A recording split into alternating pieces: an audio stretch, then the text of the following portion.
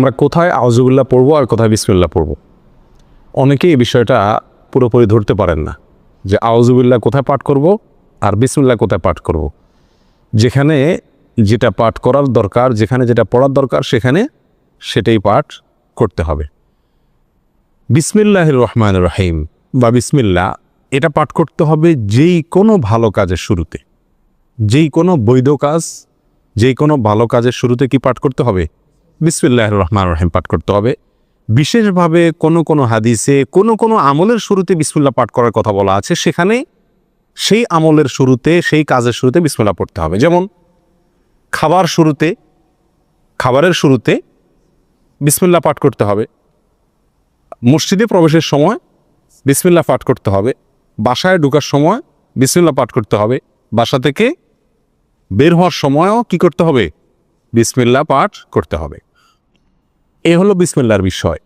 আর আউযুবিল্লাহ এটা বিশেষভাবে পাঠ করতে হয় কোরআনে কারীম তেলাওয়াতের শুরুতে, কোরআনে কারীম তেলাওয়াতের শুরুতে।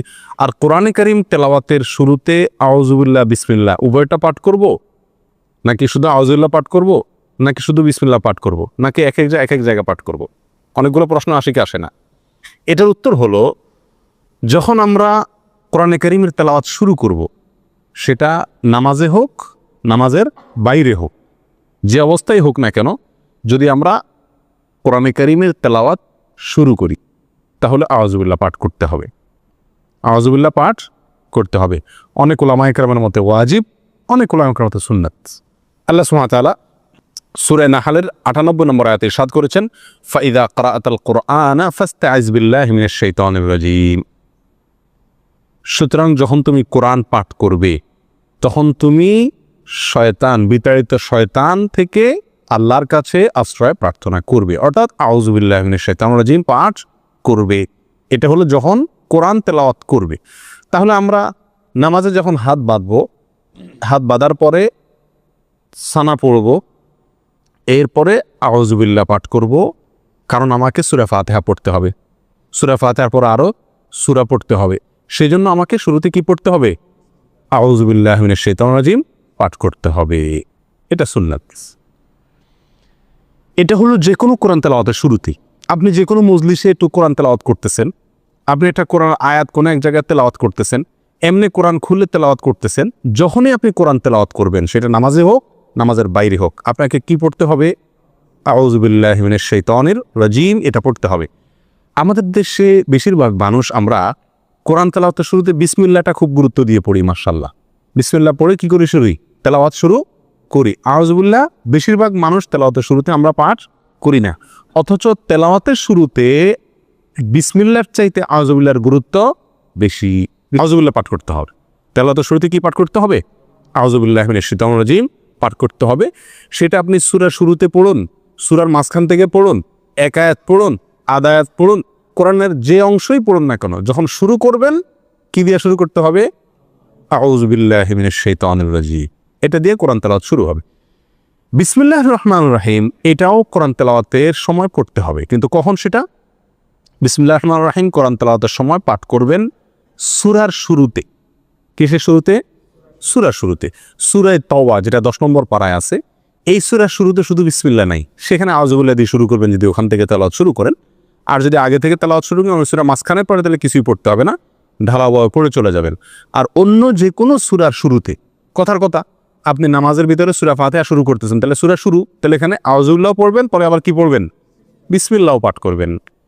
আপনি সূরা ইয়াসিন তেলাওয়াত করতেছেন, তাহলে ইয়াসিন ও কোরআন হাকিম পড়ার আগে আপনি কি পড়বেন? বিসমিল্লাহ পাঠ করবেন। আর সেই পাঠটা যদি আপনার একেবারে শুরু হয়, অর্থাৎ কোরআন খুলে ওটা শুরু করেন, তাহলে দুইটাই পাঠ করবেন, কারণ শুরুতে সেই হিসাবে আউযুবিল্লাহ, আবার সূরা শুরু সেই হিসাবে বিসমিল্লাহ। কথাটা কি বোঝাতে পারছি? আর যদি আপনি মাঝখান থেকে এক জায়গা থেকে খুলে পড়তেছেন, সূরার মাঝখান থেকে, তাহলে আপনার কি পড়তে হবে? আউযু বিল্লাহি মিনাশ শাইতানির রাজীম। বিসমিল্লাহ পড়া জরুরি না, যদি পড়েন পড়তে পারেন। কথা বুঝে আসছে? এই হলো আউযুবিল্লাহ এবং বিসমিল্লাহ কোথা আমরা পাঠ করব, তার একটি মোটামুটি বিস্তারিত বিবরণ। দোয়া দুরুদ পাঠ করার সময় আমরা কি বিসমিল্লাহ পড়ব কিনা? অনেক দোয়া আমরা পড়তে হয় নাকি? সকাল সন্ধ্যার দোয়া জিকিরগুলো আছে, তারপরে খাবারের সময় জিকির আছে, দোয়া আছে, বিভিন্ন সময় কি আছে? অনেক দোয়া আছে। নবী করিম সাল্লাল্লাহু আলাইহি ওয়াসাল্লাম জায়গায় জায়গায় অনেক দোয়া শিখিয়েছেন। এই সমস্ত দোয়াগুলোতে বিশেষ করে সকাল সন্ধ্যার দোয়াতে বা আল্লাহর কাছে এমনি দোয়া করছি যখন তখন কি আমরা বিসমিল্লাহ আউযুবিল্লাহ পড়তে হবে কিনা? উত্তর হলো না। এই সমস্ত জায়গায় আউযুবিল্লাহ বা বিসমিল্লাহ পড়ার প্রয়োজন নাই। কেন? কারণ হলো আপনি যে দোয়া পড়তেছেন ওই দোয়াটাই কি আল্লাহর নাম।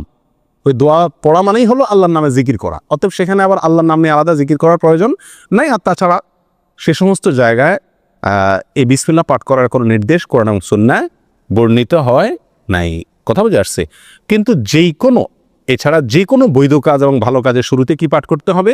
বিসমিল্লাহ বলে শুরু করতে হবে।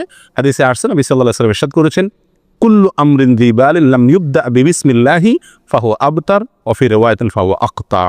যে কোনো কাজ যদি তার শুরুতে আল্লাহর নাম নেওয়া না হয়, বিসমিল্লাহ বলা না হয়, তাহলে কাজটা অপূর্ণাঙ্গ থেকে যায়, ওটাতে বরকত থাকে না, কল্যাণ থাকে না। এজন্য যে কোনো কাজের শুরুতে কি পাঠ করতে হবে? বিসমিল্লাহ পাঠ করতে হবে, যদি সেটা বৈধ কাজ হয় অথবা যে কোনো ভালো কাজ হয়। আল্লাহু আ'লাম। অনেককেই দেখা যায় আজকাল মসজিদে, বিশেষ করে যুবকদের ভিতরে এই জিনিসটা খুব বেশি দেখা যায় যে আমরা এমন কিছু প্যান্ট এবং এমন কিছু গেঞ্জি পরি যে প্যান্ট এবং গেঞ্জিগুলো রুকুতে গেলে প্যান্ট নিচের দিকে সরে যায়, গেঞ্জি উপরের দিকে উঠে যায়। ফলে দেখা যায় যে তার যে অংশ, শরীরের যে অংশ নামাজের ভিতরে ঢাকা জরুরি, সতর যেটাকে বলা হয়, সেটার একটা উল্লেখযোগ্য অংশ খুলে যায়। মাজাতে বেশ কিছু অংশ খুলে যায়। মাজাতে দূরের কথা, বরং বলতে গেলে পাছার অনেক অংশই দেখা যায়। তো এসব ভাইদের নামাজের কি হবে? উত্তর হলো তাদের নামাজ হবে না। উত্তর হলো তাদের নামাজ হবে না। আপনি যদি নামাজে দাঁড়ালেন, রুকুতে যান আর সিজদায় যান, এই সময় যদি আপনার প্যান্ট নিচের দিকে সরে যায় আর গেঞ্জি উপরের দিকে উঠে যায়, তাহলে সেক্ষেত্রে যদি আপনার সতরটা প্রদর্শিত হয়, দেখতে পায় মানুষ বা খুলে যায়, কেউ দেখুক আর না দেখুক, তাহলে আপনার নামাজ হবে না। কারণ নামাজের ভিতরে আপনার সতর ঢাকা ফরজ।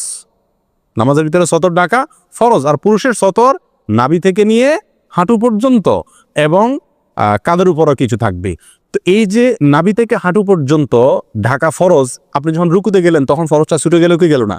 যখন সেজদায় গেল তখন ছুটে গেলে কি গেল না? অনেক যুবক ভাইদের এই সমস্যাটা দেখা যায়। এরকম দেখা গেলে সেই যুবক ভাইদেরকে আমরা খুব সুন্দর করে বিনয়ের সাথে, নম্রতার সাথে, আদর করে বুঝাই দেব, ভাই বা বাবা, তোমার নামাজটা আবার করতে হবে, কারণ তোমার সতরের অংশ দেখা গেছে। নামাজ পড়তে আসলে আরেকটু লং গেঞ্জি, আরেকটু লম্বা গেঞ্জি পরে আসবা, যাতে করে রুকু সেজদায় গেলেও মাজা বা পাছার কোনো অংশ বের হয়ে না যায়। এই সমস্যাটা প্রকট আকারে আজকাল মসজিদে মসজিদে প্রায় সময় দেখা যায়। আমরা বেশি টেরি, বেশি আধুনিক সাজার জন্য প্যান্টগুলো এমন পরি যে এগুলো নাভির নিচে ঝুলতে থাকে। পারলে পাছার কিছু অংশ দেখা গেলে বোধহয় আরও বেশি আধুনিক হয়। যত নিচে নামে তত বেশি আধুনিক। কি আশ্চর্য কথা! যত নিচে যায় তত বলে আধুনিক। মানুষ উপরে উঠলে আধুনিক হওয়ার কথা। এখন আজকাল হলো যত নিচে নামে তত আধুনিক, আর গেঞ্জি হলো তত উপরে উঠে, যত শর্টকাট হয় তত হলো কি আধুনিক। হাস্য করে সমস্ত আধুনিকতা। আল্লাহ তাআলা আমাদেরকে হেফাজত করো।